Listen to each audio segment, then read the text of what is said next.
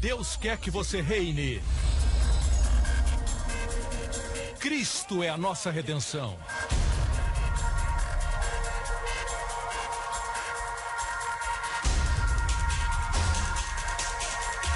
Deus é justo e faz o pecador justo.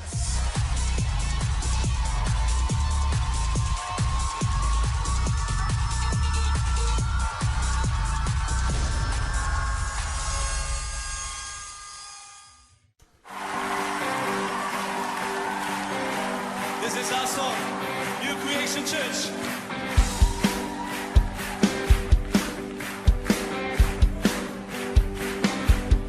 I am standing under an open heaven, drenched by endless showers of rain.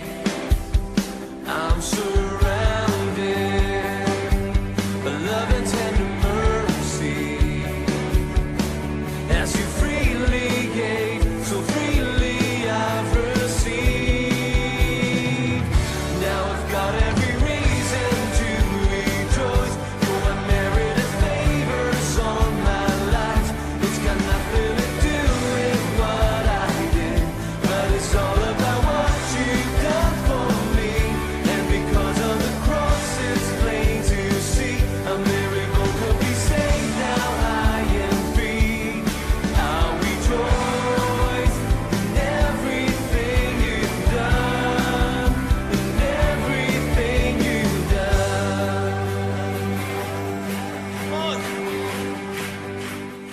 Como estão vocês? Olhe para o seu vizinho e sorria e diga: eu creio que você é muito abençoado. Você nem imagina o quanto você é abençoado. Amém? Diga isso para o seu vizinho. Olhe para uma outra pessoa e diga: coisas melhores estão vindo na sua direção. Melhores coisas estão por vir. Esse ano vai ser maravilhoso, vai ser um ano de muitas bênçãos, favor e proteção divina. Amém? Esse mundo aí fora é um mundo louco, esse mundo é louco e as pessoas dizem que se o mundo estivesse sob o controle de Deus, ele não estaria essa bagunça. O mundo não está sob o controle de Deus totalmente. Você quer ver o mundo sob o controle de Deus? Vá para o céu. E você vai andar nas ruas de ouro. Amém? Isso acontece quando Deus está no controle. O que acontece no Salmo diz que a terra foi dada aos filhos dos homens.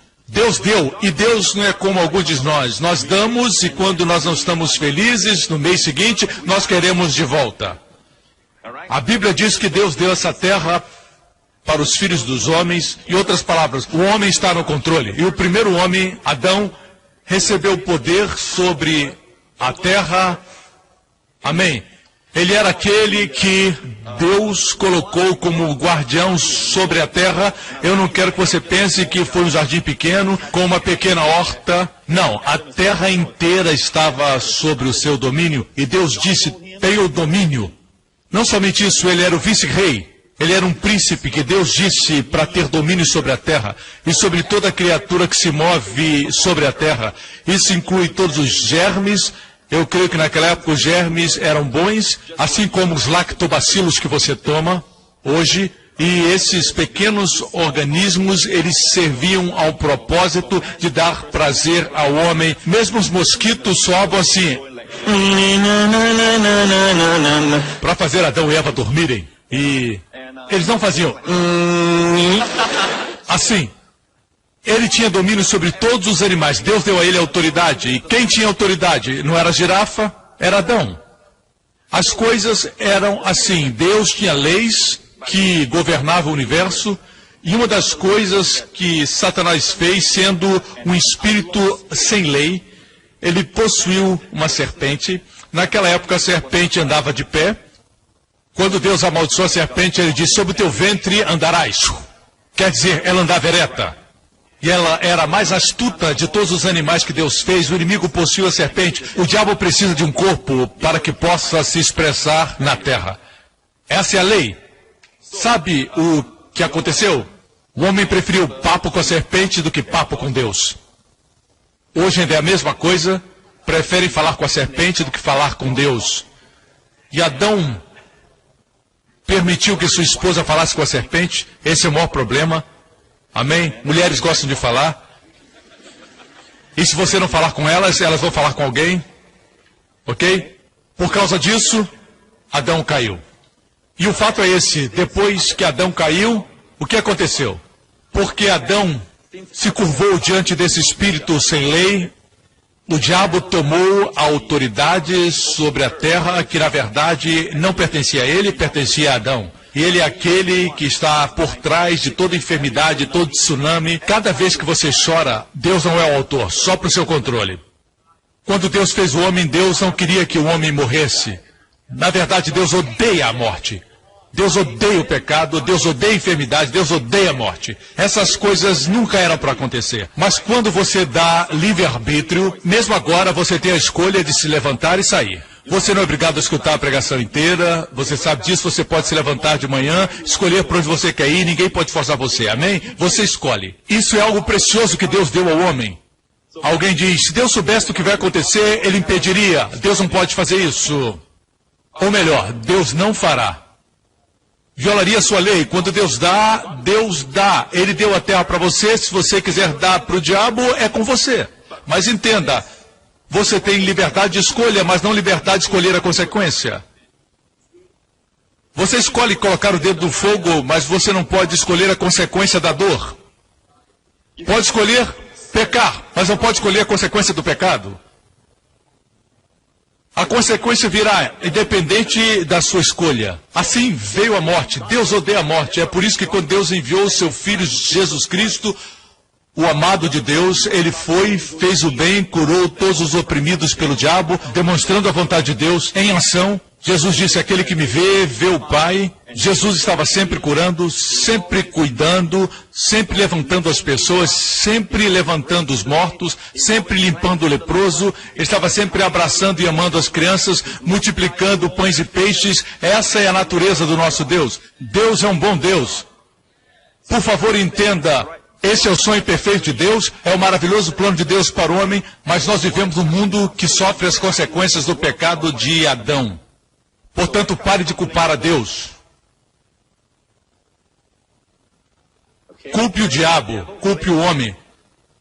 Porém, Deus não deixou o homem sozinho. Ele enviou o seu Filho para morrer por nossos pecados. E Jesus na cruz morreu por nossos pecados para que nós não busquemos alcançar a Deus com os nossos esforços, porque nos esforçarmos para alcançar a Deus, na verdade, é negar o fato de sermos totalmente pecadores. Algumas pessoas têm muitas habilidades e podem ser pessoas muito corretas, mas seja como for que nos medimos, nunca alcançaremos o padrão de Deus.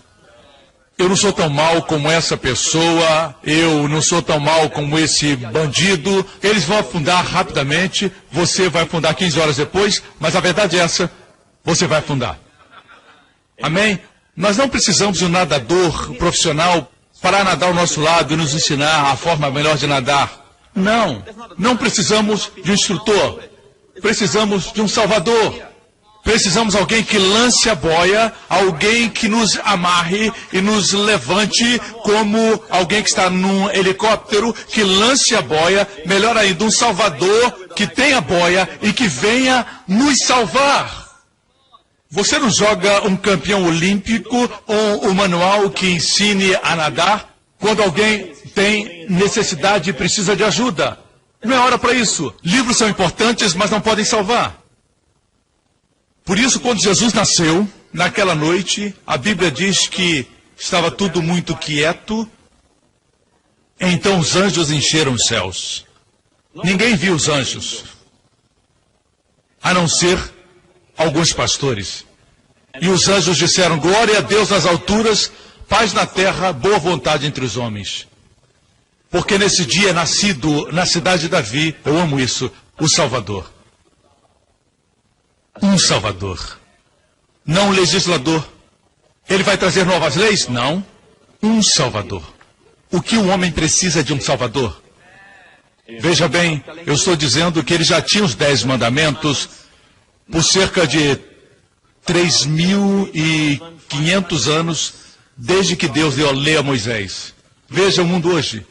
Se existe tanta imoralidade hoje, Obviamente, a lei não é resposta.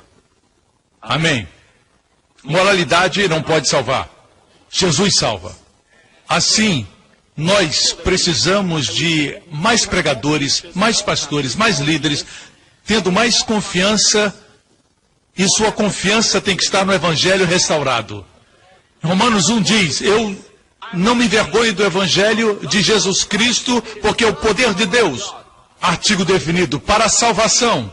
Salvação é completa salvação. A palavra salvação aqui também é usada para cura, saúde. A palavra salvação aqui é a palavra usada para paz. Quando você não está deprimido, não está temeroso, não está ansioso. Salvação não é somente para a hora da morte, depois de ir para o céu. Isso é salvação, claro, mas não é completa a salvação. Não é somente para a vida depois da morte, mas durante a sua vida na terra.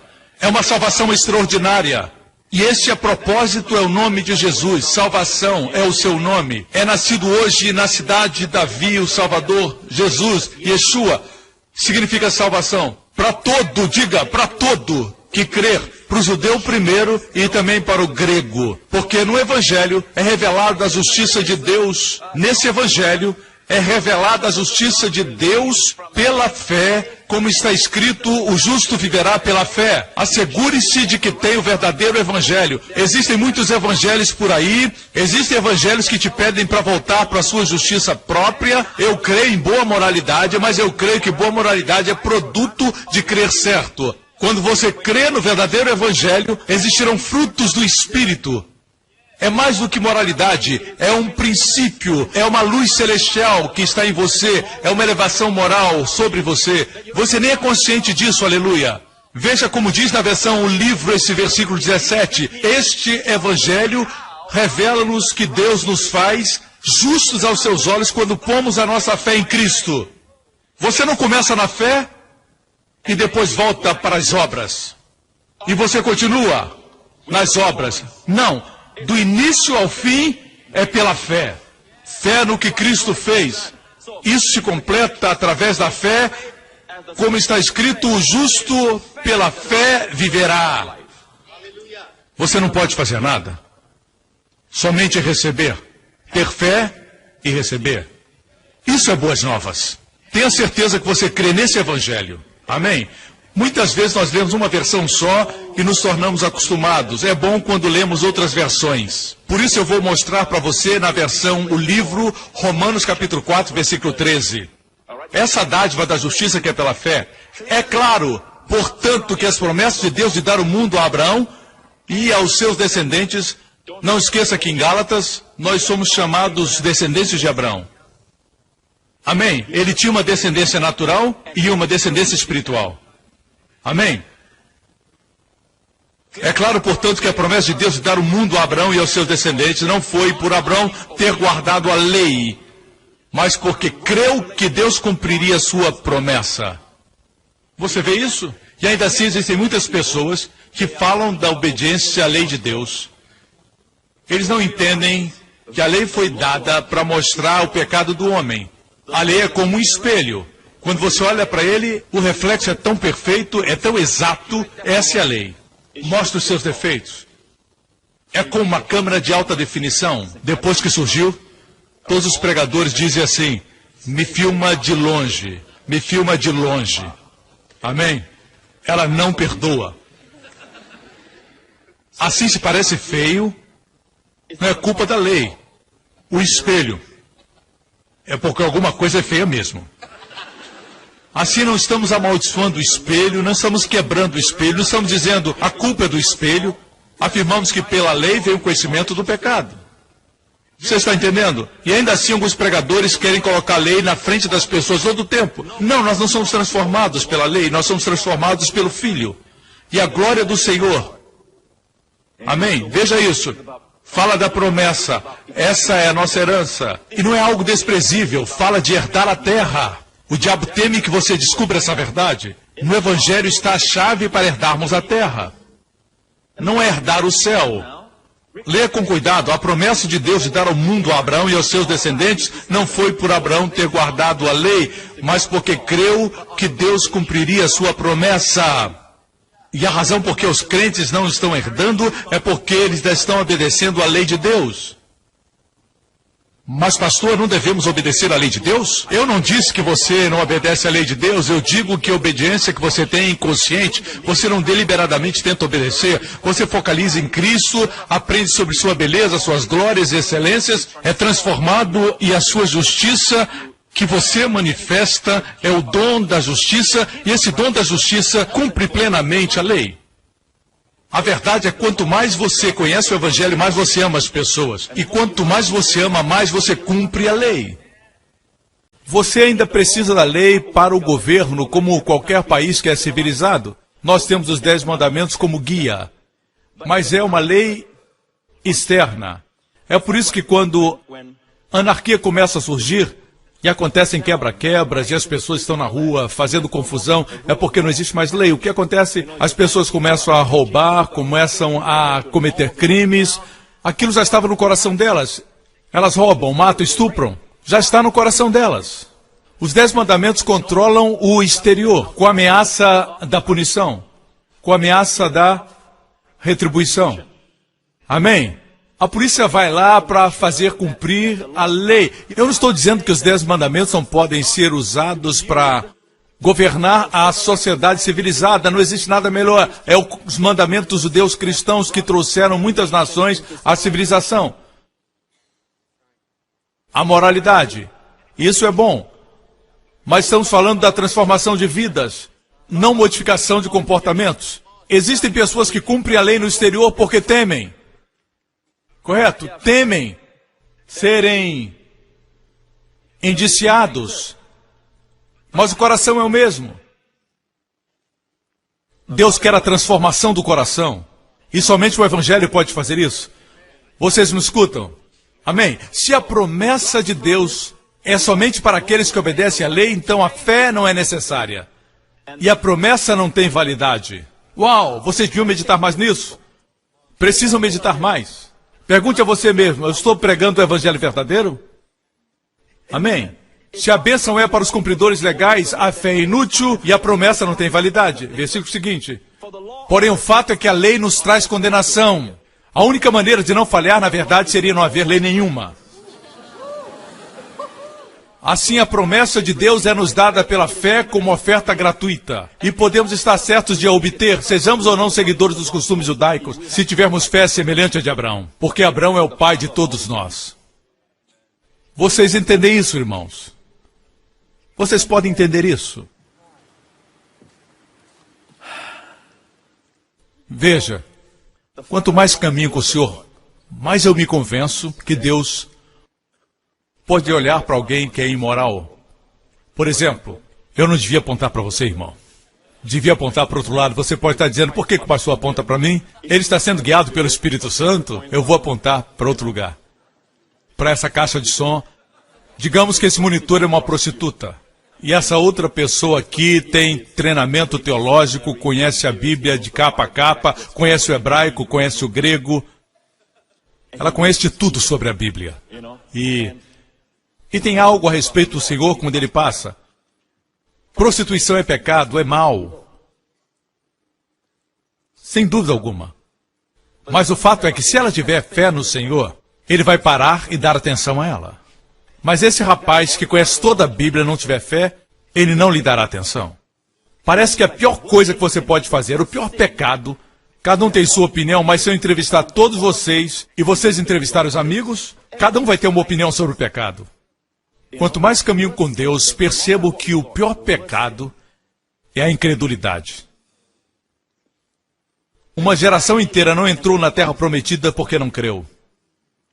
E a maior, eu ia dizer realização, mas o homem não pode realizar nada sem Deus.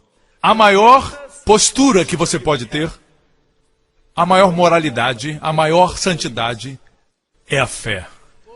Crer em Deus. É por isso que você pode ser bonzinho, pode ser moral, você pode fazer o seu melhor para manter a lei, você pode dar dinheiro para o pobre, você pode ser fiel na casa de Deus e ser o primeiro a chegar quando a porta abre, você pode ser um crente de muito tempo, mas aí você fica doente e você reclama porque alguém que tem a mesma doença É uma mulher que acabou de se converter da prostituição e ela foi curada. E você reclama quando descobre que ela foi curada. E você diz, Deus, por que o Senhor não me curou? Na sua cabeça, Deus devia te curar por causa da sua conduta. Mas quando você olha para essa senhora, ela não tem ninguém para confiar, exceto confiar no Senhor, no seu amor, na sua compaixão. Dessa forma, eu penso que devemos rever algumas coisas. E eu penso que com crer certo virá toda conduta boa. Nós temos um testemunho maravilhoso que recebemos recentemente. Na verdade, eu li isso ontem, pela primeira vez. E eu quero compartilhar com vocês. É de uma senhora de Washington, Estados Unidos.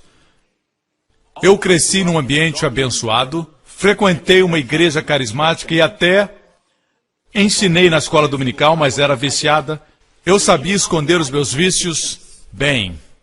Todos me achavam uma pessoa gentil, mas eu via que não era gentil comigo mesma. Eu estava ferindo o templo de Deus e sendo hipócrita. Eu me sentia absolutamente indigna e pensamentos suicidas passavam pela minha mente. Durante meus 16 anos de vício, eu tentei muitas vezes deixar o vício, inclusive quando estava grávida. Eu larguei por um tempo, mas quando eu dei à luz, eu voltei com os meus vícios, porque o desejo nunca saiu do meu coração.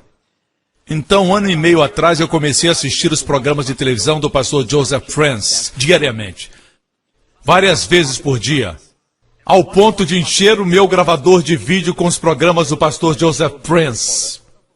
Comecei também a comprar os livros e ouvir a mensagem por horas, mesmo quando estava sob a influência da maconha. Eu quero repetir isso. Mesmo quando eu estava sob a influência da maconha. Se você sabe que não pode vencer, a melhor forma é escutar a palavra de Deus, escutar o tempo todo. Não lutar, não se esforçar, como diz a religião.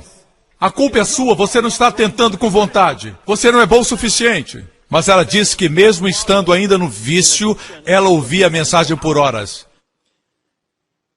Mesmo sob a influência dos cigarros e da maconha. A esperança encheu meu coração quando descobri que não importando o que acontecesse, Deus nunca estaria irado comigo. Isso atingiu o coração dela. É isso que alguns chamam de ensinamentos perigosos. Você vai ver o que esses ensinamentos perigosos... Imagine quem são esses que pensam assim. Os que temem o evangelho verdadeiro que pregamos, que faz obras como essas que você viu. Veja os resultados desses ensinamentos perigosos. Esperança encheu meu coração quando descobri que não importa o estado em que estivesse, o Pai nunca estaria irado comigo. Por muito tempo eu tentei conquistar as bênçãos, incluindo a libertação da parte de Deus. Mas depois de escutar essa palavra, eu fui capaz de receber seu amor, sua graça, shalom e todas as suas bênçãos, independente do meu comportamento. Cada vez que eu usava cigarros ou maconha, eu dizia, obrigado, Senhor, porque sua justiça de Deus em Cristo Jesus. E é isso que eu tenho ensinado por anos, certo? Mesmo assistindo pornografia. Confesse, eu sou a justiça de Deus em Cristo. E o diabo vai dizer para você, você é um hipócrita. Ele preferia que você assistisse quieto. Alguns dizem, você não pode dizer isso para eles, mas eles vão continuar fazendo. Alguns vão continuar, mas vamos dar esperança. A única saída é receber a dádiva no meio do seu pecado. E eu tenho dito para as pessoas, especialmente na área do cigarro e do vício, e na América parece que tem mais maconha do que outras drogas. A maconha está muito disponível, em alguns estados é legalizado. Mas ela sabia que era um vício. E ela disse que enquanto ela fumava, ela confessava, Pai, eu te agradeço porque eu sou a justiça de Deus em Cristo. Ela estava tentando obedecer a lei ou ela estava recebendo pela fé? No Evangelho, a revelação da justiça é como as vestes brancas de Jesus. Eu vesti branco de propósito hoje. É como se houvessem muitos bolsos dentro, um é para cura, outro é para provisão, outro é para proteção. Tudo está nas vestes de Jesus. Quando ele foi crucificado, eles o despiram. No espírito é como se ele tivesse vestido a sua roupa suja, fedorenta do pecado, a sua roupa pecadora sobre ele, e ele deu para você sua roupa limpa. Era dele, não era sua, mas agora é sua. É a sua justiça. E cada vez que ela fumava, ela dizia, eu sou a justiça de Deus em Cristo. Ela não disse, eu sou bem, eu sou justa. Existem pessoas que citam isso, pessoas que são contra e se opõem aos meus ensinamentos. E essas pessoas têm ciúme do sucesso que Deus deu ao meu ministério. Ele se opõe dizendo, o pastor Prince diz que você pode pecar e dizer, eu sou justo. Eles não dizem completamente como ela disse, eu sou a justiça de Deus em Cristo. Porque foi isso que aconteceu quando Cristo se tornou pecado, com o nosso pecado, nós nos tornamos justiça com a justiça dele. Mas eles fazem soar mal. Vai lá, pode pecar como você quiser, você ainda é justo. É assim que eles dizem. Eles nunca dizem como essa senhora escreveu e como eu vejo. Mas eu não me importo com eles, me importo com você. Eu não me importo com os mestres fariseus. Eu me importo com o povo que está deprimido, ferido, machucado, clamando, sofrendo. Com esses eu me importo. De nada, irmão. Pelo menos alguém gostou da minha mensagem. Assim, veja o resultado de crer certo. Ela continua, obrigado, Pai, porque eu sou a justiça de Deus em Cristo. Quando você diz isso, o Pai Celestial se agrada. Porque você não está tentando conquistar o que Cristo realizou. Você não está tentando conquistar o que Deus deu gratuitamente. Deus pagou um preço e o custo foi grande. Que custo? E você está tentando pagar o preço. Mas sempre que você diz, eu sou a justiça de Deus em Cristo, Ele olha e diz, valeu a pena. E verá o trabalho da sua alma e ficará satisfeito. Vocês me escutam? Uma das coisas mais humildes que você pode dizer é, eu sou a justiça de Deus em Cristo. Diga com profunda apreciação. Não diga como um papagaio. Diga sabendo que Ele se tornou pecado por meu pecado para que eu seja a justiça de Deus em Cristo. Ela disse, eu parei de tentar parar. Escutou isso? E continuei confessando, eu parei de tentar parar e decidi que a sua graça era suficiente para mim. Um dia, alguns meses atrás, eu fui liberta, tanto do cigarro como da maconha. Eu nem tentei parar. Aconteceu. Meu Pai Celestial tirou totalmente o desejo de mim. Não foi um adesivo de nicotina aqui, outro ali. Ela não foi para um centro de reabilitação, mas o desejo foi removido. Muitas pessoas têm o vício e lutam, mas quando o desejo é tirado, você sabe que é sobrenatural. Você sabe que é Deus. É Deus. A Deus toda a glória. Amém.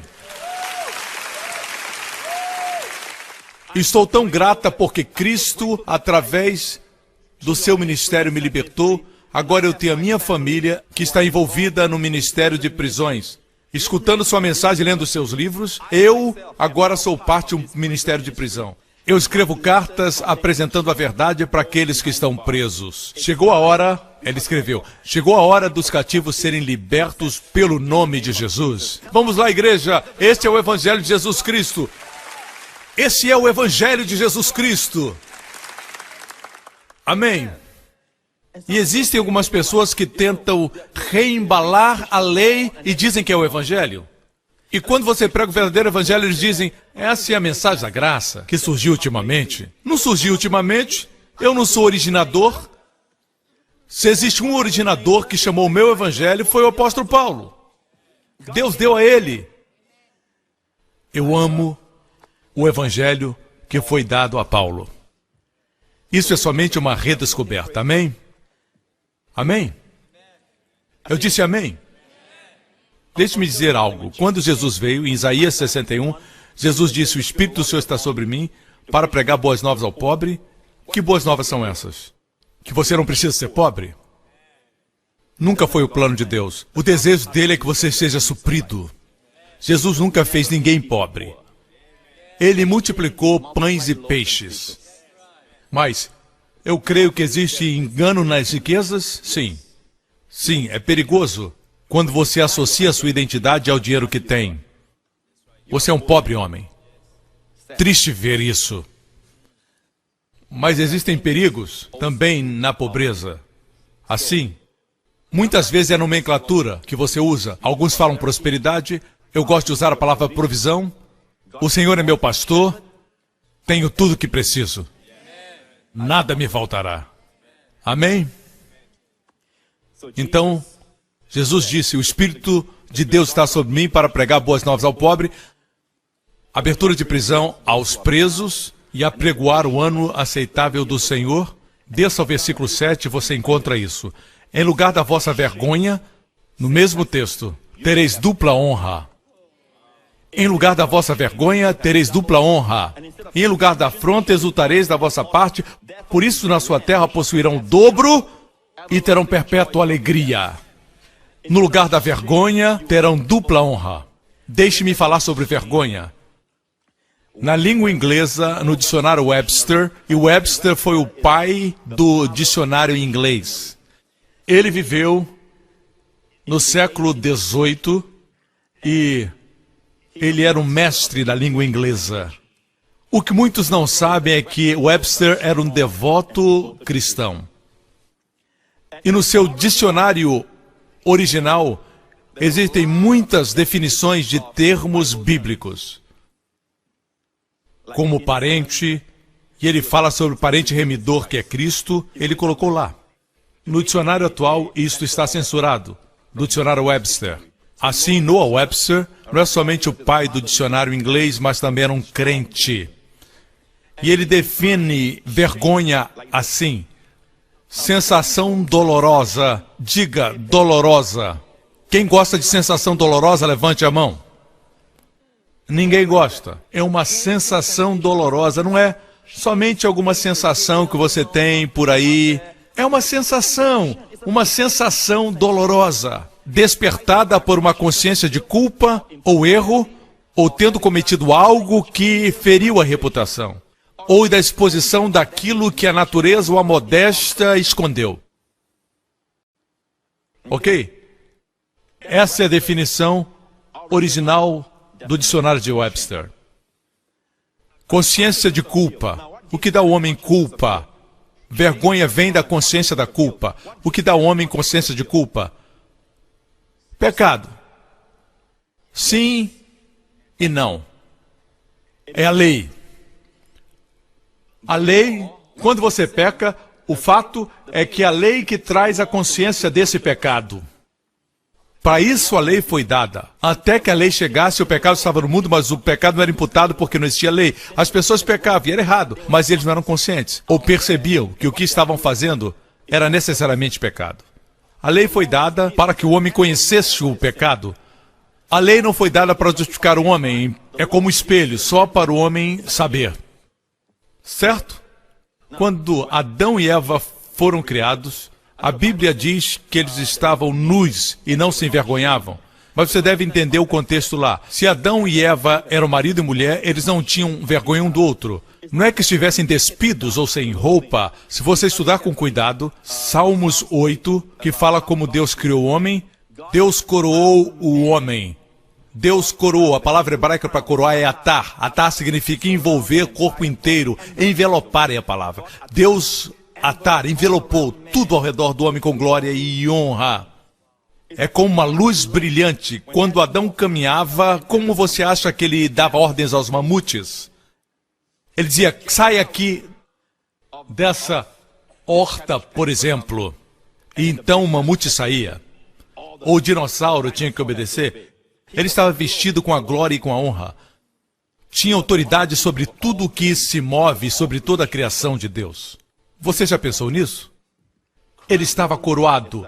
Mas no momento em que ele pecou contra Deus, e é por isso que em Romanos diz que todos pecaram e foram destituídos da glória de Deus, a Bíblia de Jerusalém diz que todos pecaram e perderam a glória de Deus. Em outras palavras, no momento em que Adão pecou, a luz brilhante que o envolvia, que dava a ele autoridade, ele entrava num quarto, era como um príncipe, era como um rei que caminhasse. Ele atraía tudo de bom, tudo que era ruim fugia. Assim era Adão na criação, a criatura mais alta da criação, a coroa das realizações, a obra-prima do que Deus fez na criação. E no momento que ele pecou, puf! Tudo desapareceu. A Bíblia de Jerusalém diz, o homem pecou e perdeu a glória. É o ano de glória maior. Jesus diz, Pai, a glória que me deste, eu lhes dou. Restauração. Jesus diz, Pai, a glória que me deste, eu lhes dou. Amém. Amém, essa é a glória. Quando Adão pecou, alguma coisa aconteceu, siga-me. E chamou o Senhor Deus Adão e disse-lhe, onde estás? Primeira pergunta no Antigo Testamento é, onde estás? A primeira pergunta do Novo Testamento foi dos reis magos, onde está ele? Porque quando você descobre onde ele está, você descobre onde você está. Ele é agora sua verdadeira identidade. Conheça-te a ti mesmo, disse Sócrates. Acima de tudo, conheça-te a ti mesmo. Homens, a mão de vocês é muito curta. A mente de vocês é muito pequena para conhecer a você mesmo. Deus diz, conheça-me, encontre o meu filho e você vai se encontrar. Disse Deus, onde estás? E ele disse, ouvi a tua voz soar no jardim e temi porque estava nu e escondi-me. Existia um pastor que foi visitar os seus membros e um dia ele foi para uma casa em particular. Ele bateu na porta algumas vezes e ninguém abriu a porta. E ele escreveu uma nota na porta, escrita Apocalipse 3:20. Você sabe o que está escrito lá? Eis que estou à porta e bato. Se alguém ouvir a minha voz e abrir a porta, entrarei.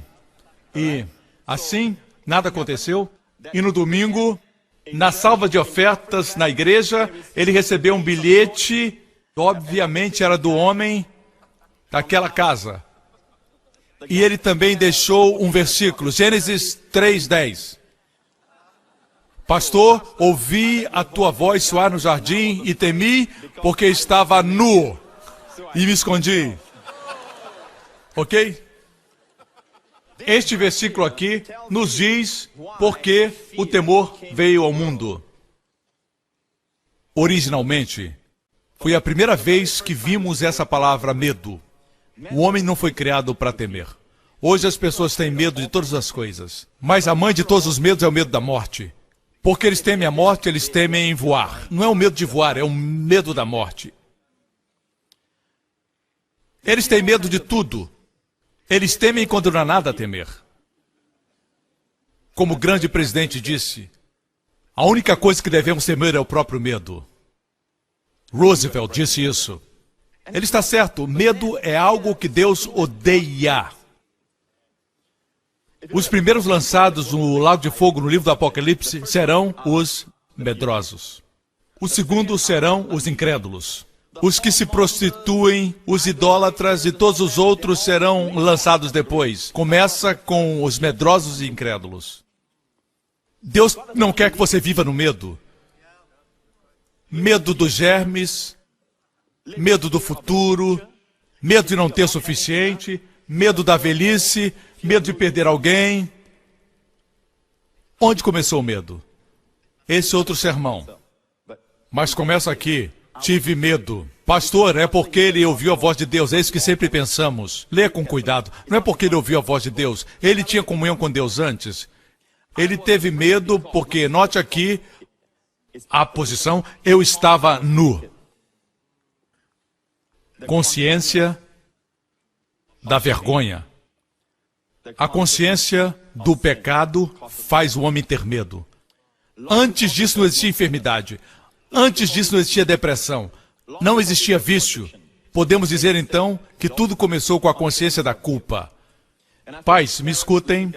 Tenham cuidado e advirtam com carinho aos avós e para aqueles que precisam saber que quando você fala com uma criança que cometeu um erro, eles são muito pequenos para entender, nunca diga vergonha, vergonha.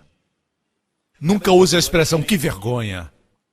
Nunca use vergonha, especialmente no que refere ao corpo. Nunca diga para eles que seu corpo é vergonhoso. Diga que eles são maravilhosos, criados por Deus. Sim, nós podemos ensiná-los sem colocar vergonha neles. Podemos treiná-los sem que eles se sintam envergonhados. Mesmo quando fracassam, não fale de vergonha. De alguma forma, na nossa sociedade, se usa essa expressão vergonha. É uma sensação dolorosa, a vergonha. Causa temor. Deus disse, quem te mostrou que estavas nu? Então Deus disse, foi o diabo. Interessante, Deus não disse isso. Deus disse, comeste tu da árvore. Que árvore era essa? A árvore do conhecimento do bem e do mal. Amigos, não é chamada árvore do pecado. Não é chamada árvore do mal, mas árvore do conhecimento do bem e do mal. O que é isso? A internet? Não, eu só estava brincando com vocês. Amém? Na internet você pode encontrar o bem e o mal, mas não foi isso que eu falei. É uma figura da lei.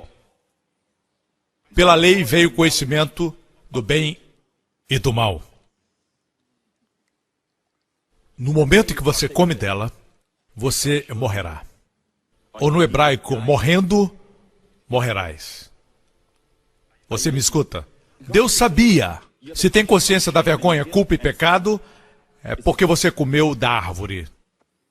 Para aqueles que não conhecem bem as Escrituras, eu quero que vocês saibam que Deus fez todo tipo de comidas, árvores frutíferas para comer da terra, e Adão e Eva eram os únicos lá.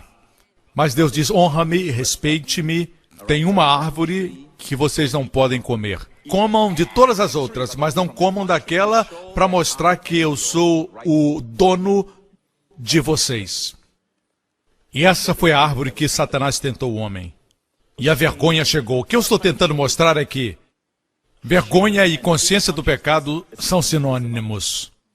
E se começarmos a pregar a lei, vamos produzir muita vergonha, muito pecado. É como colocar um espelho na frente das pessoas. Deus sabia que quando eles comessem daquela árvore, uma figura da lei, porque pela lei não vem o conhecimento de Deus. Pela lei vem o conhecimento do pecado. Você me acompanha até agora? Está entendendo? Mas a promessa de Deus em Isaías 61, em lugar da vossa vergonha tereis dupla honra. Como é isso? Está na mesma passagem que Jesus citou na cidade de Nazaré. Se continuasse lendo, ele diria, em lugar da vossa vergonha tereis dupla honra, porque o Messias chegou. Jesus chegou. Oh, aleluia! Eu disse, Jesus chegou. Tudo mudou. Jesus está aqui. Quando eles açoitaram Jesus, quando prenderam Jesus no jardim, eu não sei o seu conhecimento da Bíblia e daqueles que estão assistindo. Se você assistiu o filme Paixão de Cristo, eu vou dizer alguma coisa agora que não está no filme. Ok? Quando eles prenderam Jesus no jardim, eu quero que você saiba que Jesus disse, nenhum homem tira minha vida. Numerosas tentativas aconteceram para matá-lo antes do tempo. Uma vez tentaram empurrá-lo de uma montanha na cidade de Nazaré. Eu já estive lá naquele lugar. É um despenhadeiro, cheio de rochas lá embaixo. A Bíblia diz que eles queriam empurrá-lo de lá, de cabeça. Eles estavam decididos de matá-lo. Mas a Bíblia diz que ele caminhou entre eles. Ele tinha poder sobre a morte. Morte não tinha poder sobre ele porque ele não tinha pecado. Todos os três apóstolos, Pedro, João e Paulo. Paulo disse que ele não conheceu o pecado. Paulo era um homem intelectual. Ele não conheceu o pecado. João é um homem do coração e ele diz, Jesus, nele não havia pecado. Pedro é um homem de ação. Ele disse, ele não cometeu pecado. Seus inimigos, Pôncio Pilatos, trouxe Jesus e disse, posso soltar Jesus? Não, crucifica-o. Ele disse, por quê? Que mal esse homem fez? Alguém que não acreditava em Deus examinou Jesus totalmente e disse, ele não cometeu nenhum mal. A mulher de Pôncio Pilatos acordou do seu sono e foi ao seu marido e disse, eu tive um sonho a respeito deste homem. Ele é inocente. Vocês me escutam? O centurião romano que estava ao pé da cruz olhou para cima e quando ele viu como Jesus morria, como ele perdoava, dizendo, Pai, perdoa-os, olhando para Jesus, e ele já havia crucificado centenas e centenas de criminosos, mas foi a primeira vez que ele viu alguém diferente. Até na forma de morrer, quando ele morreu, teve um terremoto. Ele deve ter tirado seu capacete e disse, Certamente esse é o Filho de Deus. Um homem forte, não dado às coisas espirituais. Certamente este é o Filho de Deus. Quando Jesus caminhava na terra, pessoas possuídas por demônios procuravam Jesus, ou melhor, Jesus ia atrás delas, ele sempre as encontrava, ele sempre ia para onde elas estavam. Os demônios clamavam: eu sei quem tu és. O Santo de Deus sempre era o Santo. Até os demônios reconheciam que ele era o Santo de Deus. A melhor história foi do traidor. Judas caminhou com Jesus por 3 anos e meio. Ele via Jesus todos os dias. Ele viu Jesus em todas as situações, em todos os ambientes, em todos os tipos de problemas. Ele viu Jesus. Você sabe o que Judas disse? Ele jogou o dinheiro que havia recebido para entregar Jesus.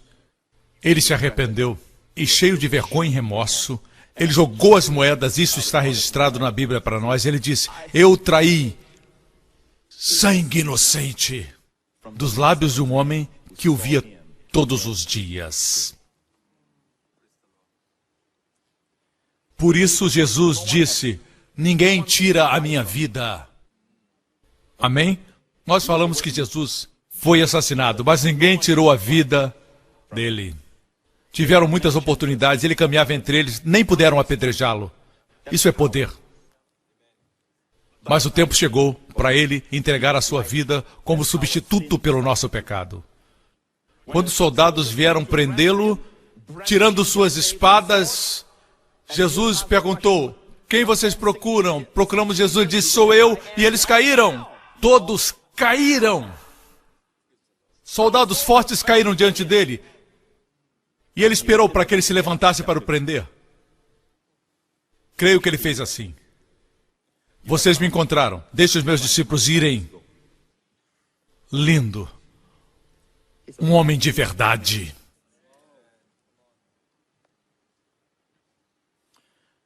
E quando eles o trouxeram da casa de Caifás. Caifás, o sumo sacerdote. Joséfo nos diz que existiram numerosos sumos sacerdotes. De Arão, o primeiro, até Caifás. E nenhum sumo sacerdote rasgou as suas vestes, porque era proibido pela lei, rasgar as vestes sacerdotais. Está no livro de Êxodo. Eu ensino isso quando falo das vestes do sacerdote. Ele acusava Jesus, mas Jesus estava quieto. Jesus estava quieto, não falou uma palavra. Até a parte em que ele foi ordenado no nome de Deus. Conjuro-te pelo Deus vivo. Mexeu no nome do Pai. Nos diga: és tu o Cristo, Filho de Deus? Ele olhou e disse: tu disseste. Em outro evangelho diz: tu dizes que eu sou. É uma declaração enfática e forte. Tu dizes que eu sou. E o sumo sacerdote fez isso. Rasgou o seu vestido. Isso estava no filme. Mel Gibson deixou lá. E ele fez algo que era proibido. Você sabe por quê? Porque a lei levítica do sacerdócio havia terminado. Diante do sacerdócio de Melquisedeque. O sacerdócio da graça. A lei que dizia: faça o bem, seja abençoado, faça o mal e seja amaldiçoado, perdeu o valor diante do sacerdócio de Melquisedeque. Quando Melquisedeque encontrou Abraão, ele falou: bendito seja Abraão, bendito seja Deus. Esse é o sacerdócio de Melquisedeque. Ele rasgou as suas vestes. Eu gosto dessa parte. Uma lágrima caiu do rosto de Jesus e eles começaram a bater e cuspir no seu rosto. Isso foi profetizado por Isaías. Em Isaías 50, versículo 6, diz assim: as minhas costas ofereciam os que me feriram e a minha face aos que me arrancavam os cabelos. Eles arrancaram pelos da barba de Jesus. Muitos pelos eles arrancaram. Não escondi minha face dos que me afrontavam e me cuspiam. Não somente um, mas muitos cuspiram nele. Uma das piores coisas que pode acontecer é alguém cuspir em você. Até cuspir na sua direção já é ruim. Nas suas pernas, muito ruim. No seu corpo, é a Terceira Guerra Mundial. Imagine cuspir na sua face. Não somente um. Todos eles. O Filho de Deus é maior do que os anjos, maior do que Moisés. A face de Deus sendo cuspida. O mesmo rosto angelical que Maria muitas vezes acariciava quando segurava o bebê. So close your eyes and sleep for a while. Morning will come, so sleep. E a Virgem cantava para o bebê. Essa face agora estava sendo cuspida. Vergonha! Você sabe por que Deus permitiu que seu filho fosse cuspido e envergonhado? Para que você tivesse dupla honra. A vergonha não era dele, eu já disse isso. Nele não existia pecado, ele não cometeu pecado, ele não conheceu o pecado. Essa vergonha era de quem? Nossa vergonha. Era nossa vergonha. Ele pagou pela nossa vergonha. E a Bíblia nos diz em Mateus 27 que, então, soltou-lhes Barrabás e, tendo mandado açoitar a Jesus, me dá vontade de pregar sobre os açoites. Foi terrível. Quanto mais para o passado você vai, como escreveu São Bernardo e Isaac Ambrósio, o que eles escreveram sobre os açoites, no início dos açoites, parecia ser ainda pior. Porque eles se revezavam, eram 6 homens jovens, fortes, com diferentes tipos de chicotes. O primeiro com espinhos, até o último que eram correntes com pregos. E quando os primeiros soldados se cansavam, vinham 2 outros para a próxima fase do açoite. Pelas suas pisaduras, fomos curados. Por suas pisaduras, fomos curados. A Bíblia diz que Pilatos o entregou para ser crucificado. Já seria horrível ser crucificado, mas veja isso. Depois de entregá-lo, Pilatos saiu. Logo, os soldados do presidente, os soldados romanos, levaram Jesus à audiência. Era o pretório. Eles escavaram essa área em Jerusalém. Você ainda pode ver as pedras lá. E os jogos romanos, onde eles jogavam por sua roupa, por exemplo. Assim, o pretório é um lugar grande, que pode sentar cerca de 1000 pessoas ou mais. É a sala da audiência. Eles trouxeram Jesus para lá. O que eles fizeram lá? Marcos não disse isso, mas veja o que Mateus disse, que aconteceu. E isso não está no filme A Paixão de Cristo. Mas vou dizer o que aconteceu. O seu corpo está sangrando. E quando se fala dos açoites, dizem que era tão horrível, alguns morriam, os olhos saíam da órbita. A Bíblia também diz nos salmos proféticos que os seus ossos apareciam. Era tão forte que até os seus ossos ficaram expostos. E depois disso o arrastaram, sangue por todos os lados. E a Bíblia diz que eles haviam colocado uma roupa sobre ele depois dos açoites e reuniram junto dele toda a corte. Reuniram toda a corte. Não foi somente alguns soldados. Reuniram toda a corte. A corte pode compor 500 homens, 600 homens, 1000 homens. Diz que foi toda a corte. No grego, todos eles se juntaram. O que eles fizeram? Versículo seguinte. E despindo-o, não leia com pressa, irmão. Antes de colocarem a capa de escarlate, você tem que ler devagar, como você tem que ler sobre os açoites que ele levou. Foram muitos açoites. Durou algumas horas. E o despiram. O que você pensa que eles estavam fazendo? Estavam zombando dele, rindo dele. Você pode imaginar, alguns de nós, se ficarmos em frente da pessoa que amamos e fizemos votos de casamento e às vezes temos vergonha. Ninguém disse amém? Alguém que você ama. Imagine você estar em frente de todos os seus inimigos que odeiam você e eles tiram a sua roupa, mais de 1000, a corte inteira, e eles estão rindo, estão zombando de você, seu corpo está ferido e está roxo, ele estava vermelho e roxo por fora, E também por dentro, porque a roupa que ele usava, Mateus diz que era roxa, João diz que era escarlate, mas era roxo e escarlate dentro e fora. É uma figura do seu corpo, roxo e escarlate. Dentro e fora era roxo e escarlate. E você diz, esse povo é desumano. Ele fez isso por nós. O preço da nossa vergonha. Vocês me escutam? E o cobriram com uma capa escarlate. Colocaram a capa e, tecendo uma coroa de espinhos, puseram-lhe na cabeça. Vocês já viram os espinhos em Israel? Aqueles que foram a Israel sabem que eles mostram os espinhos. Você viu os espinhos? Sem brincadeira, espinhos de 4 a 6 polegadas. Teceram uma coroa e disseram, você é rei, você precisa de uma coroa. Eles colocaram a coroa na cabeça dele. E o sangue verteu. Isso foi por nós que estamos deprimidos, que temos pensamentos ruins, imaginações impuras e pensamentos de medo, ansiedades. Tudo foi pago. Ele pagou para termos paz na nossa mente. Espinhos representam a maldição. Quando Deus fez o mundo, antes de Adão não existiam espinhos.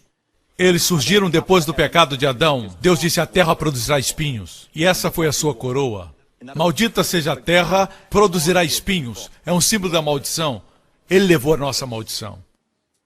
Você acha que é o suficiente, completamente nu?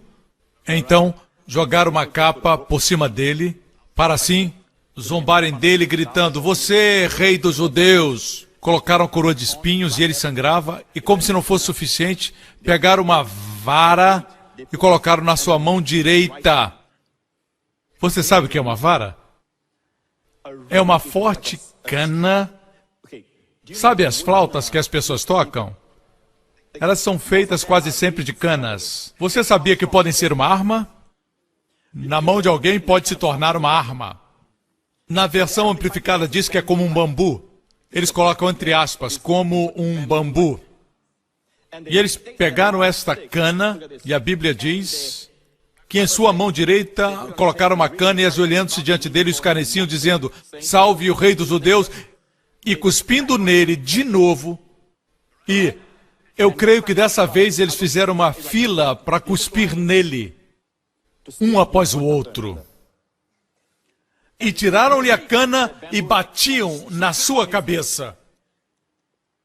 É isso que eu descobri. Eu fui levado a estudar a palavra batiam-lhe. Eu nunca havia visto, até esse dia, que batiam-lhe em grego está no tempo imperfeito. Você sabe o que é tempo imperfeito? Não foi só uma vez. Batiam-lhe repetidas vezes, aprofundando ainda mais a coroa de espinhos e batendo na sua cabeça. Vamos ver o texto em Marcos, capítulo 15, diz, batiam-lhe na cabeça e cuspiam nele.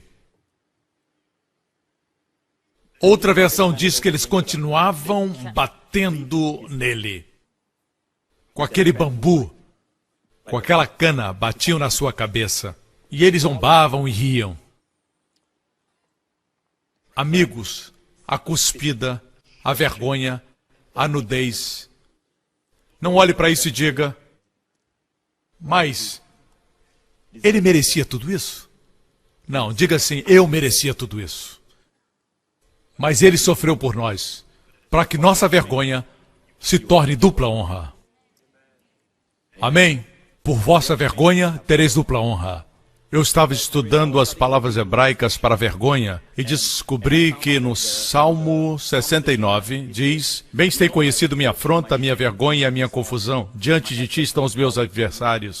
Todas essas três palavras, vergonha, afronta e confusão, são na verdade três palavras que são usadas para vergonha, afronta, insultos.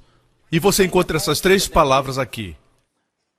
A primeira palavra é afronta é carpá, vergonha bochete. Quando eu li bochete, que é uma das palavras mais comumente usadas para vergonha, é bochete, eu me lembrei que Davi tinha um amigo, Davi tinha um melhor amigo chamado Jonatas, e Jonatas tinha um filho chamado Mefibosete. No hebraico, o nome Mefiboshete significa que da sua boca sai vergonha. O que aconteceu com Mefibosete foi isso. Quando Mefibosete escutou que Davi estava vindo para a casa de Saul, e Saul era o rei da época quando Davi venceu o gigante Golias.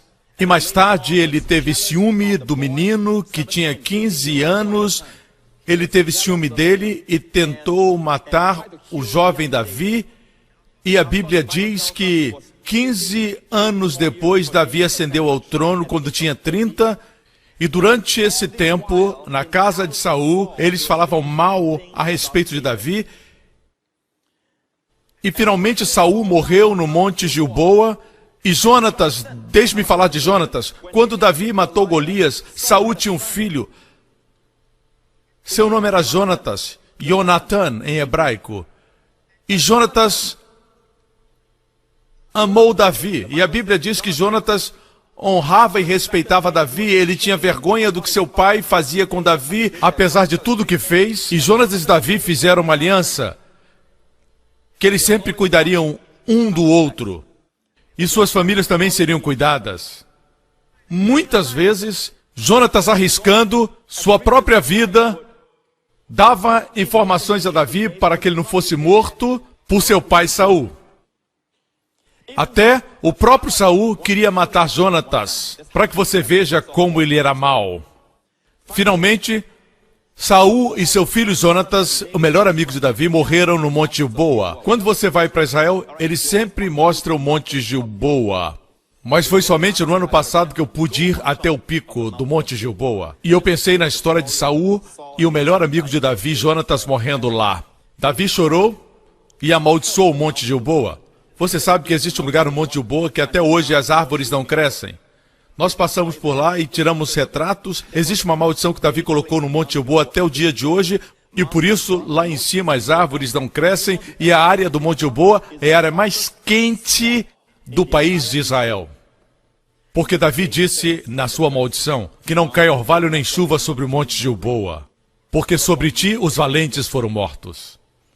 Assim, quando Saul morreu, naturalmente Davi tomou o reinado, mas o coração de Davi estava comprometido com a casa de Saul, ele não tinha intenção, ele só queria abençoá-los, mas quando souberam que ele estava vindo, existia um menininho que estava sob a custódia da sua serva, era a babá, e ela ouviu que Davi estava vindo, e baseado em todos os rumores que ela escutava, ela pensou, quando encontrar esse menino ele vai matá-lo, porque ele era o herdeiro, mas não era verdade. Davi e Jonatas tinham uma aliança.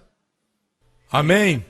Assim, a ama saiu correndo com o menino, e a Bíblia diz que o menininho caiu da sua mão. E daquele momento em diante, ele ficou coxo dos pés. Seu nome era Mefibosete, filho de Jonatas, Mefibosete, o neto do rei Saul. Mefi, da boca, sai. Bosete, vergonha. E ele morava em um lugar chamado Lodebar. Lodebar significa não debar. Debar é a palavra para pasto. Não havia pasto. Essa é a vida de muitas pessoas. Vivem uma vida onde respiram vergonha, falam vergonha e vivem em um lugar onde não existe palavra. Vocês são abençoados porque vocês têm a palavra de Deus. Amém? E a Bíblia nos diz que um dia Davi disse isso, eles eram o rei. E Davi disse, ainda existe alguém da família de Saul para que eu possa usar de misericórdia por amor de Jonatas. Um dia Davi está no seu trono, ele olha para o seu pulso e vê a cicatriz do corte da aliança que fez com Jonatas. E Jonatas disse, Davi, eu sei que um dia você vai ser rei. Aquela posição era para Jonatas. Ele era o filho de Saul, mas ele disse para Davi, você vai ser o rei. Ele morreu e Davi olhou para a cicatriz e disse, existe ainda alguém da casa de Jonatas para que eu possa mostrar bondade. E bondade aqui é Hesed, ou graça de Deus.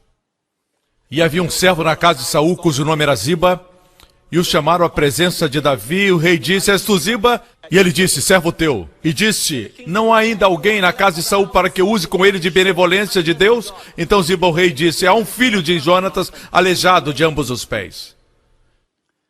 E disse-lhe o rei: onde está? E disse Ziba ao rei: eis que está em casa de Maqui, filho de Amiel, em Lo-debar. Nenhuma palavra, nenhum pasto. Em hebraico, Lo significa não. Se eles disserem Lo, não estou dizendo que o seu nome é Jenny Lo. Eles não estão chamando você pelo seu nome de família. Você vai ouvir as crianças dizendo Lo. É não. Verso 5. Então mandou o rei Davi e tomou da casa de Maqui, filho de Amiel, de Lo-debar. Eles o trouxeram. Você pode imaginar a cena. Mefibosete respirando vergonha. Agora ele já é um adulto. E finalmente ele ouve o som das carruagens e ele diz: ah, não! Davi me encontrou! É o fim! É o fim! É o fim! Assim eles o trouxeram ao palácio de Davi. A porta se abriu. E Davi está sentado no trono.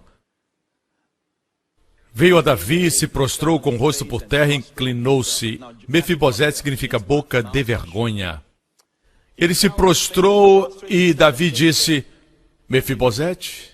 Foi a primeira vez que ouviu Davi chamar seu nome. E ele respondeu: eis aqui o teu servo. Ainda falava vergonha. Quando você lê a Bíblia, tem que usar a imaginação. Você acha que foi assim? Aqui está o servo. O que aconteceu? Por que você demorou tanto? Você acha que foi assim? Esse homem pensava que Davi era um inimigo, que queria destruir todos os herdeiros de Saul. Mefibosete, aqui está o teu servo. Davi disse para ele: não temas, porque de certo usarei contigo de benevolência, Hased, por amor de Jonatas, teu pai, e te restituirei todas as terras de Saul, seu pai, e tu sempre comerás pão à minha mesa. Então inclinou-se e disse: quem é o teu servo, para teres olhado para um cão morto, como eu? Você já ouviu pregadores que ao invés de dizerem que são a justiça de Deus em Cristo, eles dizem: nós somos só pó, somos só vermes. Deus não gosta de ouvir você falar assim. O que Deus purificou, não ouse chamar impuro. Você está falando sobre a obra-prima de Jesus. O próximo. Então chamou Davi a Ziba, moço de Saul, e disse-lhe: tudo o que pertencia a Saul e a toda a sua casa tenho dado ao filho do teu senhor. Trabalhar-lhe-ás, pois, a terra, tu e teus filhos, e recolherás os frutos para que teu filho tenha pão para comer. Mas Mefibosete, filho do teu senhor, sempre comerá pão à minha mesa. E tinha Ziba 15 filhos e 20 servos para servirem Mefibosete. Amigos, vou mostrar para vocês porque Deus mantém essas histórias na Bíblia. Olha aqui. Deus, Davi é um tipo de Deus. Jonatas, Jonatã, seu nome significa Deus é o doador. Jesus é Jonatã. Davi é um tipo de Deus. Jonatas é um tipo de Jesus. Jonatas e Davi têm uma aliança, como Jesus e Deus. Jesus representa o homem, Deus é Deus, eles têm uma aliança. Deus não fez uma aliança diretamente com você, porque Deus cumpre a sua parte. Se você não cumprir a sua parte, será destruído. Assim, Jesus se tornou homem para fazer um acordo no seu lugar. Nós somos a parte passiva, somos os beneficiários. Assim, Deus o Pai e Deus o Filho, duas pessoas imutáveis, duas pessoas imovíveis, duas pessoas sem pecado, perfeitas, que não podem errar, fizeram um concerto no seu lugar. Assim, você aqui é Mefibosete. Correto? Bosete é vergonha. Assim, você e eu estamos respirando vergonha. Nossa vida é respirar vergonha. Nós não temos dinheiro suficiente para pagar o que devemos. Como é que estamos nessa situação ou naquela? Respirando vergonha na vida. E não percebemos que foi feita uma aliança em nosso favor entre Jesus e Deus o Pai. Jesus, como homem, ele fez uma aliança com Deus o Pai e você é o beneficiário. Veja, quando Deus chama o homem sempre está com medo. E Deus é tão gentil. E Deus diz, eu vou mostrar a minha graça, a minha benevolência, por amor de Jesus. E você vai ter tudo restaurado.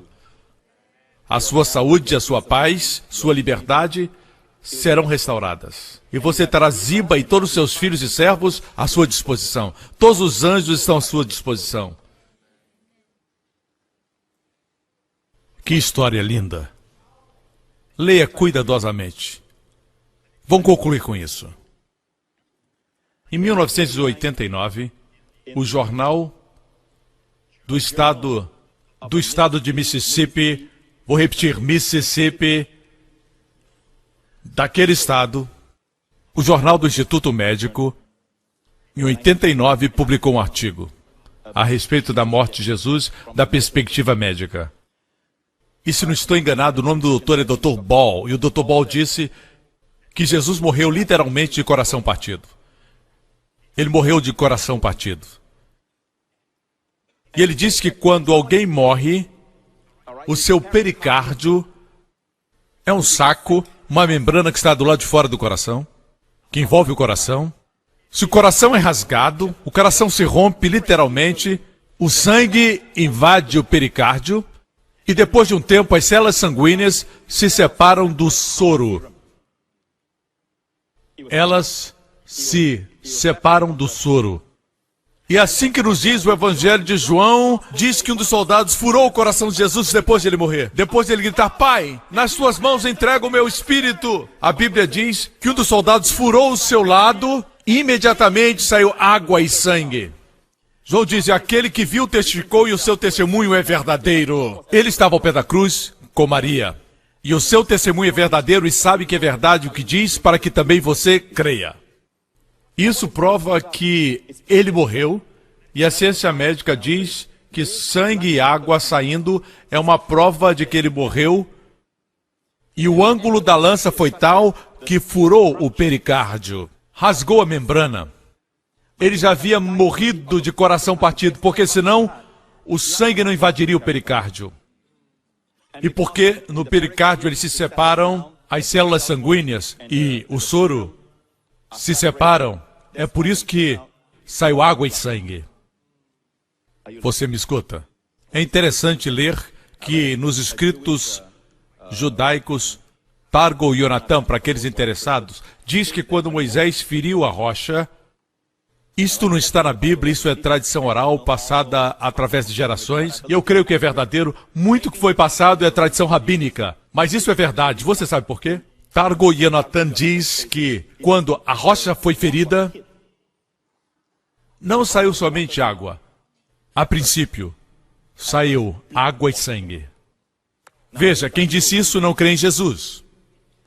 E João diz que sangue e água saíram. Finalmente, foi somente água. É um símbolo. E que símbolo? Mas o que partiu seu coração?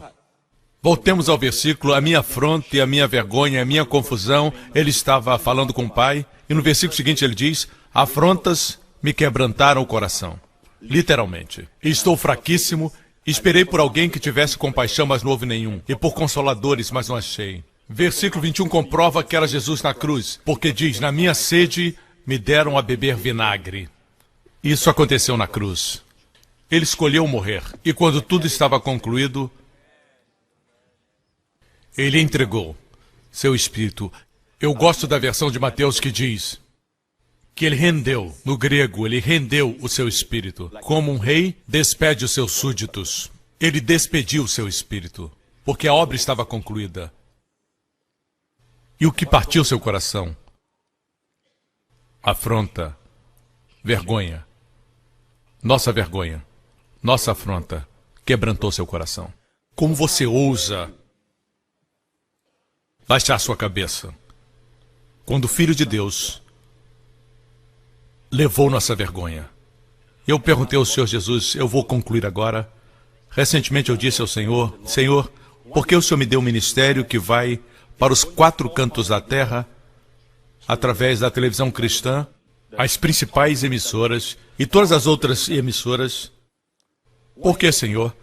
Eu não preciso disso. É como se eu dissesse para Deus, por que o Senhor fez isso? E é isso que ele me disse. Filho, na semana passada você pregou sobre a mulher adúltera. Eu disse sim, domingo passado.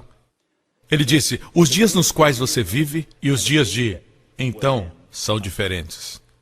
Naqueles dias, ela podia ter sentido vergonha, mesmo tendo sido perdoada. Ela podia voltar, juntar sua mala e sair de Jerusalém, ir para Berseba. Ou ela podia ir para o norte, para Dan. Ou ir para Galileia. Ninguém a conheceria. Mas nos seus dias, ele disse, nos seus dias, vocês têm a mídia social. Quando alguém comete um erro, digamos que uma jovem cometeu um erro na sua juventude, e seu erro não precisava ser conhecido pelo mundo. Talvez alguma coisa que ela fez com seu namorado, mas em função do tempo em que vivemos, a mídia social, Twitter, WhatsApp, Instagram, rapidamente vai para os 4 cantos da terra.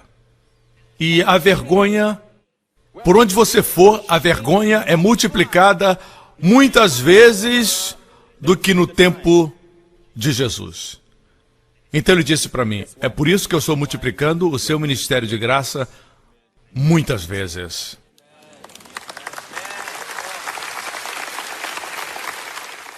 Eu quero dizer a todos que se sentem envergonhados do seu passado e de alguma coisa que o mundo está tentando falar. Eu quero declarar para você que porque você foi envergonhado, Isaías 61, no finalzinho, diz assim, no lugar da vossa vergonha, tereis dupla honra. Você não foi envergonhado? Você tem honra. Para aqueles que foram envergonhados, pelo que Cristo Jesus fez muito mais por você então, por isso você recebe porção dobrada, dupla honra. Escute, Davi teve 18 filhos e 7 esposas, muitos filhos, uma filha. 18 filhos, uma filha, 7 esposas, de todos os filhos e todas as esposas. Quem Deus escolheu? Aquela, o povo sussurrava, aquela com quem ele cometeu adultério, Betseba. Foi aquela que estava com as suas garras prontas para pegar Davi. Por que se banhasse em público? Não foi culpa dela, a casa de Davi estava muito alta. Mas imagine o que ela passou. Aquela mulher, comparada com as outras esposas de Davi, ela teve dupla honra, porque dos 18 filhos, o filho que ela concebeu, Deus escolheu. Salomão. Pela vossa vergonha tereis dupla honra. Os que não são envergonhados têm honra normal. Você vai ter dupla honra. E a dupla honra é tanta... Deixe-me dizer algo para vocês, irmãos. Algumas vezes eu olho para pessoas que eu conheço o passado delas, mas eu não consigo me lembrar mais, sei que fizeram alguma coisa. Mas a glória que Deus colocou neles, o favor que Deus deu a eles, é tão grande que anula tudo aquilo que aconteceu no passado. Meu tempo terminou. Dê a Jesus o louvor, meus amigos. Aleluia! Aleluia! Que Salvador! Que Deus! Não esqueça que Ele pagou tudo. Here is love, vast as the ocean, loving kindness as the flood. When the Prince of Life, our ransom, shed for us His precious blood, who His love will not remember, who can cease to sing His praise? He will never be forgotten throughout heaven's eternal days. Grace and love like mighty rivers poured incessant from above. Heaven's peace and perfect justice kissed the guilty world in love. Grace and love like mighty rivers poured incessant from above. Heaven's peace and perfect justice kiss the guilty world in love. Se você está hoje aqui, meu amigo, e nunca colocou sua confiança em Cristo, eu quero lhe dar essa maravilhosa oportunidade de receber e colocar sua confiança naquele que entregou sua vida por você, que deu suas costas para os açoites, que não escondeu sua face da vergonha e das cuspidas. Eles o crucificaram na presciência de Deus, o Cordeiro que foi morto antes da fundação do mundo. E naquela cruz, ele levou os nossos pecados e a nossa vergonha. E Deus colocou em Jesus. Jesus pagou por todos os pecados que você comete. Cada impiedade recebeu a retribuição justa de Deus, até que a justiça fosse satisfeita e todas as exigências cumpridas. O acusador silencia e Jesus clama: está consumado. Tudo que você precisa fazer é colocar sua confiança nessa pessoa maravilhosa que salvou você. Se esse é você, onde você estiver agora, meu amigo, onde você está assistindo, faça essa oração comigo. Diga em voz alta: Pai Celestial, obrigado por seu amor por mim. Obrigado pela dádiva do seu Filho, meu Senhor e Salvador Jesus Cristo. Ele se entregou por mim, porque Ele me amou. Entregou a sua vida como oferta pelos meus pecados. Todos os meus pecados, todos os meus juízos e penalidades foram cumpridas no seu corpo, naquela cruz. E o Senhor o levantou dentre os mortos. Ele está vivo hoje. E eu posso confessar que o Deus vivo, Jesus Cristo, é meu Senhor e meu Salvador e meu Deus. Obrigado, Pai, em nome de Jesus. Amém. Se você fez essa oração, você está salvo. Você é agora filho de Deus e não respira mais vergonha. Você está no palácio real de Deus. Amém. Você é um filho. Amém. Glória a Deus. Aleluia. Igreja, vamos ficar de pé. É maravilhoso ser salvo. Maravilhoso estar na casa de Deus. Amém. Levante as suas mãos. Você se lembra, eu comecei falando a respeito do mundo louco em que vivemos. Amém. Mas Deus pode proteger você. Deus é um bom Deus. E Ele vai proteger você. Não somente Ele pode, mas Ele fará. Diga amém, se você crê. De acordo com a sua fé, seja feito a você. Que o Senhor te abençoe nessa próxima semana com as bênçãos de Abraão e as bênçãos de Deuteronômio 28. O Senhor faça a sua face brilhar sobre você e seja gracioso com você. O Senhor levante a sua face sobre você e os seus amados e conceda a você e aos seus sua maravilhosa shalom. E se você viajar, onde quer que você vá, que o Senhor coloque você no lugar certo, na hora certa, que o Senhor proteja você de todo tipo de infecção, de toda enfermidade, todos os perigos, terror, problemas, adversidade. Que o Senhor dê a você, nessa próxima semana, muitos bons dias. E no nome de Jesus Cristo, e todo o povo diga amém.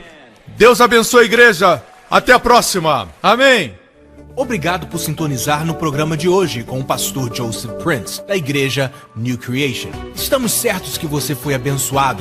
Para mais informações sobre a igreja New Creation, acesse o nosso website newcreation.org.sg. Lá você poderá se inscrever no nosso devocional diário do pastor Joseph Prince. Seja incentivado e fortalecido todos os dias e saiba o quanto Deus lhe ama através destes devocionais. Acreditamos que o seu dízimo pertence à igreja a qual você frequenta. E oramos para que você seja grandemente abençoado, altamente favorecido e profundamente amado.